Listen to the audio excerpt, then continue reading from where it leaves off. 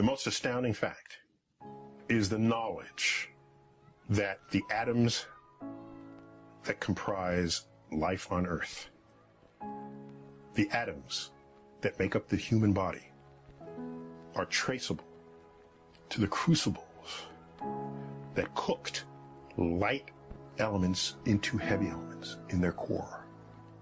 These stars went unstable in their later years. They collapsed and then exploded, scattering their enriched guts across the galaxy. Guts made of carbon, nitrogen, oxygen, and all the fundamental ingredients of life itself. These ingredients become part of gas clouds that condense, collapse, form the next generation of solar systems, stars with orbiting planets. And those planets now have the ingredients for life itself. So that when I look up at the night sky, and I know that, yes, we are part of this universe, we are in this universe, but perhaps more important than both of those facts is that the universe is in us. When I reflect on that fact, I look up.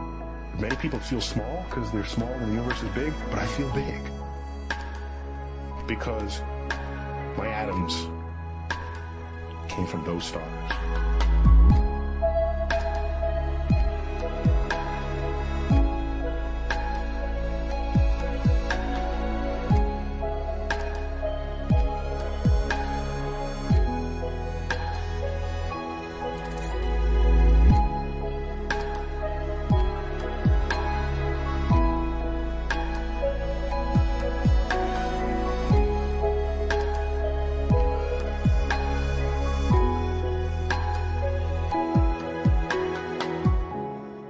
What if you didn't have to do anything about anything at all?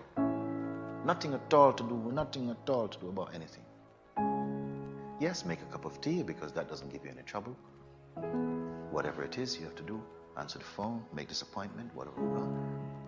But it's not accompanied by this idea that there is something that I need to do to be stable in the awareness, because I tell you that is a trap.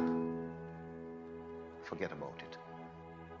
If you touch this idea, you believe it instantly into existence. And then you have to believe another idea to remove it. So why not drop both ideas in the first place and stay where you are? You're simply here within which all that arises for you, including the sense of spirituality, forget about spirituality. Forget about enlightenment and forget about you also. And what remains here? That which cannot be gotten rid of remains.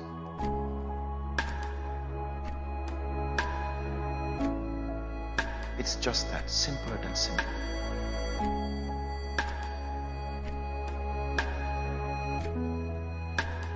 You're simply here. Sometimes we overuse the intellectual faculties. All this knowledge that we acquire, called spiritual knowledge, is only a mirror for the timeless to see itself.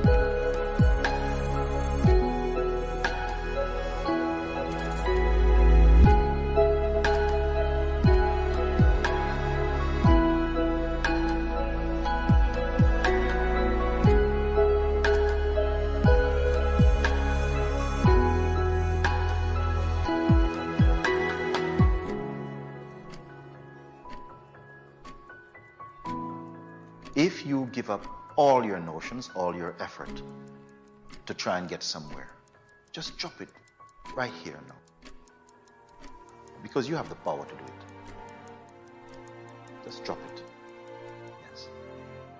Just like you're sitting in a restaurant full of people clinking glasses and utensils and stuff and talking and there's music, and yet you can have a sweet conversation with your friend sitting across the table.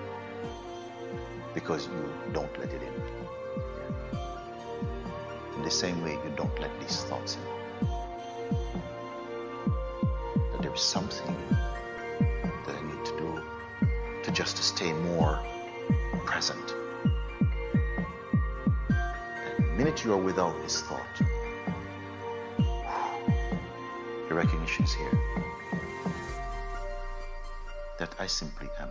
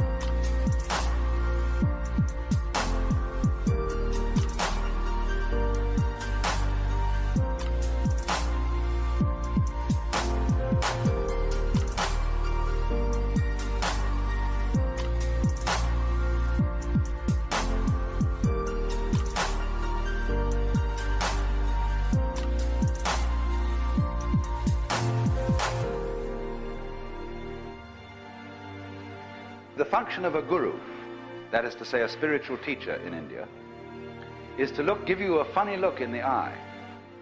Because you come to him and say, Mr. Guru, I have problems. I suffer and it's a mess and I can't control my mind and I'm miserable and depressed and so on. And he gives you a funny look. And you feel a bit nervous about the way he looks at you. Because he's reading your thoughts. And you know all the dreadful things you've thought, and you are rather embarrassed that this man looks right through you and sees them all. But that's not what he's looking at. He's giving you a funny look for quite another reason altogether. Because he sees in you the Brahman, the Godhead, just claiming it's poor little me.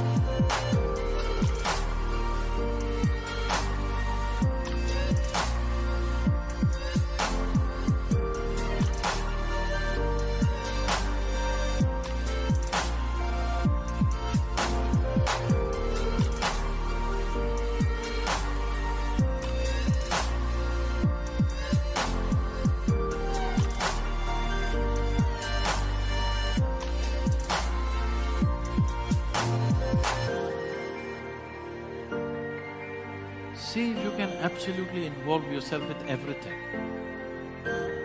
The earth that you walk upon, the food that you eat, the water that you drink, the air that you breathe, and the very space in which you exist. You are involved. If you are not involved with the air that you breathe, you would be dead, isn't it? You are anyway involved. You just have to become conscious that this is the only way life happens. You have to see that you're consciously involved. If you're unconsciously involved, it looks like one big burden. If you're consciously involved, it will become blissful. Do you know scientifically today we can prove every subatomic particle in your body is right now in communication with the whole cosmos. Such a big phenomena, you're trying to ignore. That is your crime. Your crime is you're trying to ignore such a big phenomena, which is the basis of your life and creation. Because you ignore that, you suffer.